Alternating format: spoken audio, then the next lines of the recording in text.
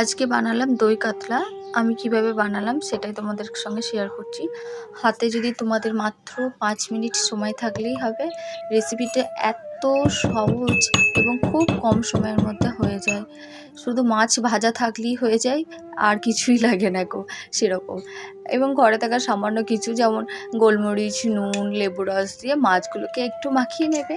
আর সামান্য কিছু, যেমন সংসারে যে কটা থাকে সেগুলো দিয়ে একটু সুন্দর রেসিপি তৈরি হয়ে যায়। কিন্তু সব কিছু তো আমাদের জানা থাকে না, আর জানা থাকলে সেটা সুন্দরভাবে তৈরি হয়। আর ওই দইয়ের মধ্যে একটু লঙ্কা, মোটামুটি যা লাগে, একটু পোস্ত, একটু কাজু বাদামের বদলে আমন্ড দিয়ে দিতে পারো, একটা বাদাম দিলেই হলো। তো মোটামুটি সব কিছু দিয়ে একটা পেস্ট করে নেবে।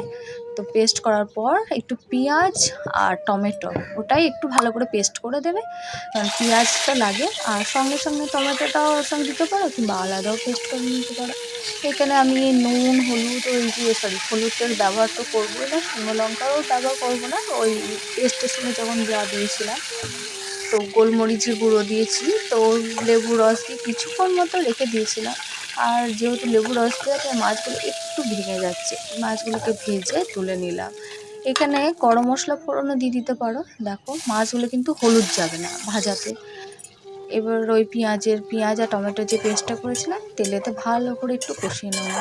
মশলা দিয়ে জলটাও দিয়ে দিলাম, দিয়ে ভালো করে কষিয়ে দেখো তেল ছেড়ে গেছে। এবার যে কাজু, পোস্ত, এই যে পেস্টটা বানিয়েছিলাম, সেই পেস্টটা দিয়ে ভালো করে এটা কষাবো।